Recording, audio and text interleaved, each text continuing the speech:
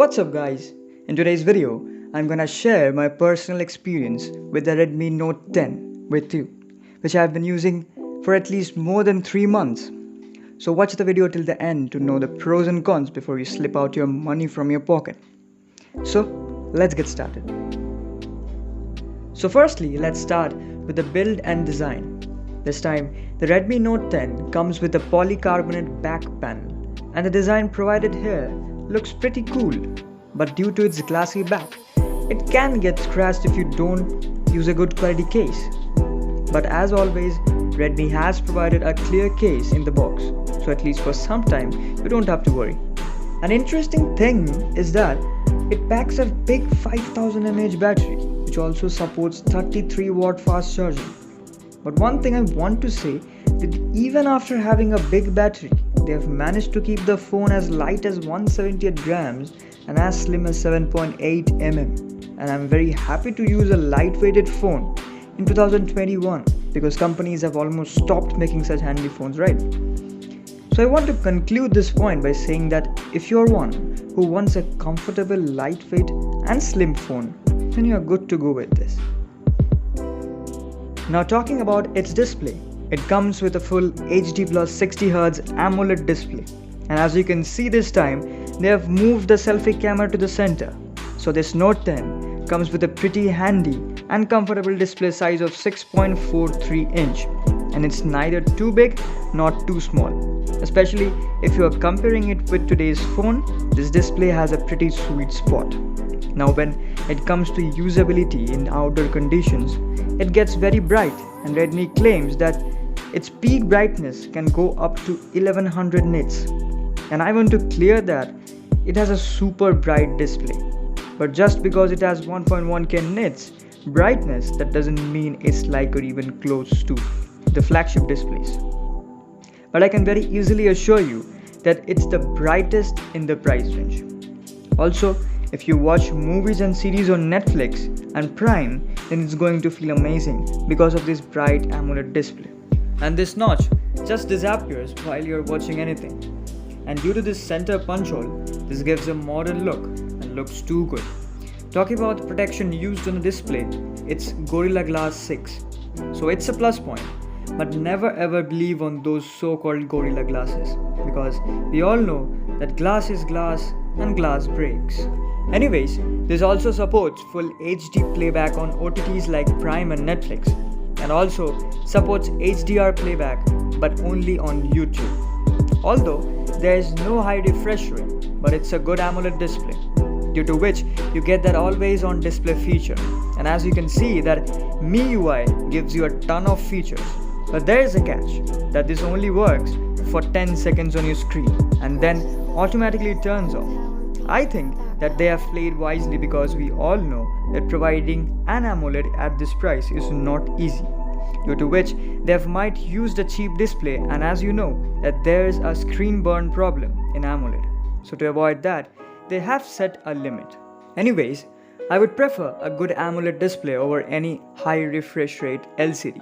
One last thing I want to clear is that if people have thoughts that is it a good and punchy as Samsung's display?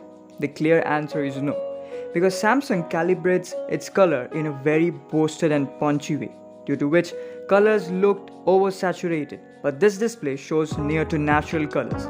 If you don't like a boosted color, then it's going to be no problem.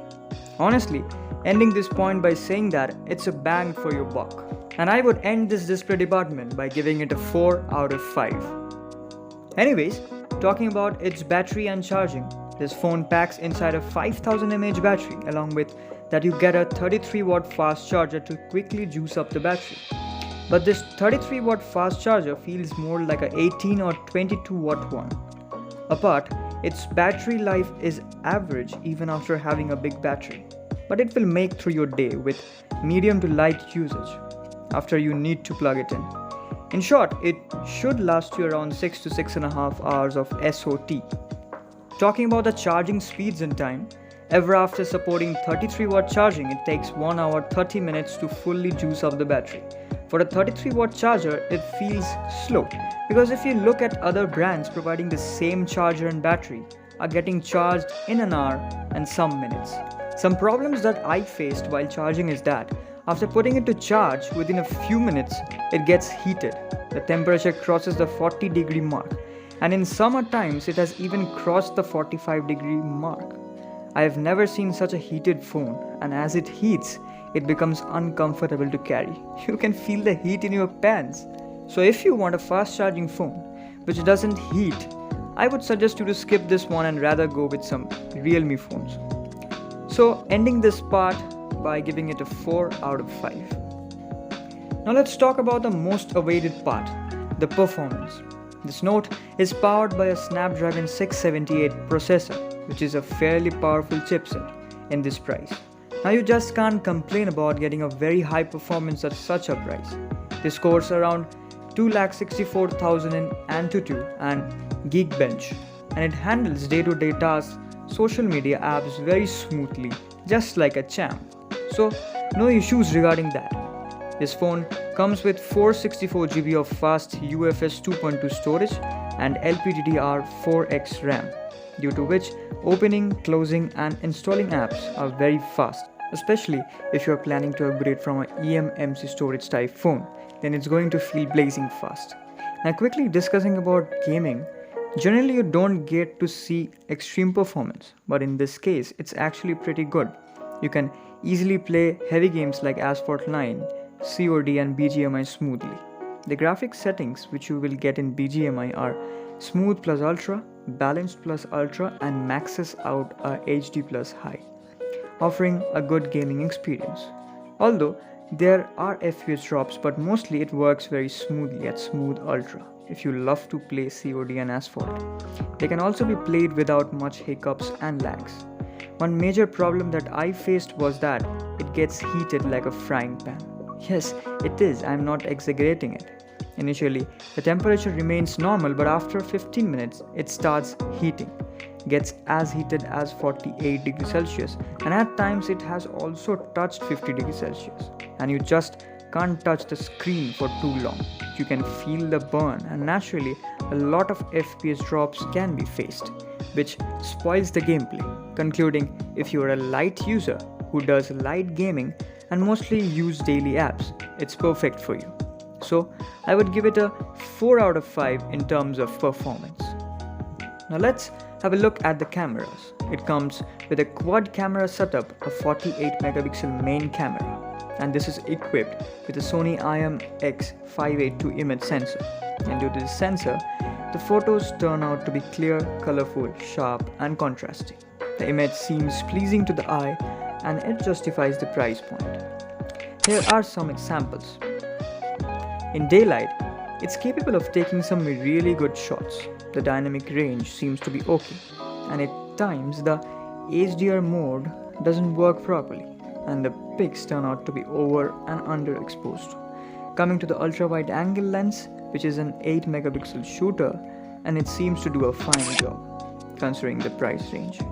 There are also two 2 megapixel lenses, a depth and a macro. Still, I'm showing you some macro shots. Also, the 48 megapixel shots look good, and if you zoom into, you get a lot of detail. Now talking about the night photography, as expected, it doesn't seem to make any major difference. That's why I use Gcam to get some good night shots. Tell me in the comments if you want to use a Gcam. I will make a video on it. Now coming to the videos, they are also good. It can shoot up to 4K at 30 fps, 1080p at 60 and 30 fps, and 720p at 30 fps. But EIS provides decent amount of stability, so don't expect much.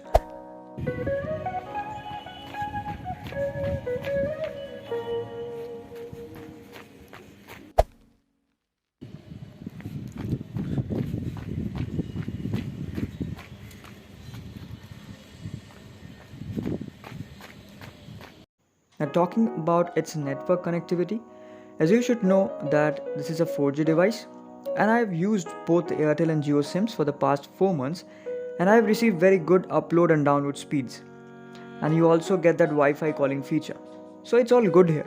I would probably give it a 4.5 out of 5. Now coming to its speakers, this time you get dual stereo speakers in this device, and it's a very rare feature in this price range.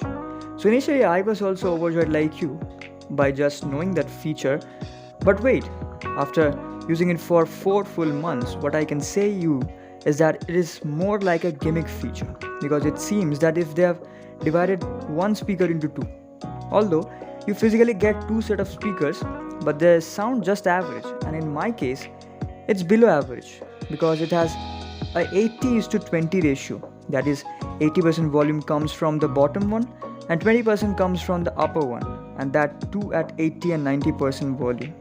Forget about stereo experience, I feel that at lower volume the second one doesn't work because it produces barely some sound. But if you turn it at 100% volume, then you can feel the loudness, but it loses its audio quality. So I'm going to tell that it's an average speaker even after getting dual stereo speaker, and I would give it a 3.5 out of 5 when it comes to the speaker. The last thing that I want to say is that people are nowadays more interested in the overall specs of a phone, like is it having a good processor, how many megapixels does it have, and much more. But that's where they make a little mistake, because all those things are determined and controlled by a good software. It all depends how your software is tuned for the hardware present in your phone. Even if your phone has a good processor, it won't work properly until there's a proper UI present in your phone. So choose wisely. The Redmi Note 10 runs MIUI 12 out of the box on top of Android 11. In the recent years, MIUI has improved itself in this particular price point devices, due to which it feels smoother as they have cut down things to make this UI lighter, and the MIUI on this note is pretty much smooth and balanced. Well, we all know that MIUI and bugs have a very healthy relationship status, and undoubtedly this one also has some major and minor bugs. Talking about the major ones, after the latest update, most of the Google apps like YouTube, Google Photos, Gmail don't work properly with mobile data, but work perfectly with Wi-Fi. Some small bugs are that it automatically restarts when it's idle. My conclusion to this point is that this has a very decent software experience, apps work very smoothly, and also there are not any noticeable bugs, and I would rate its software experience a 3.5 out of 5. Now it's time for the final verdict. Let's keep things super clear. This device costs Rs 13,999 currently for the base variant, and I had purchased it for 12,500. So naturally question arises, is that the extra price worth paying? Then I would say definitely yes, as I have used it for 4 months, and I can tell you that if you want a budget-friendly smartphone which does everything with pretty much ease, then it would be a very good choice for you. And if you are planning to use it for 2 to 3 years, then it's going to be a great deal. So here ends our full review. Please like, share and subscribe for more such content, and I will see you in the next one.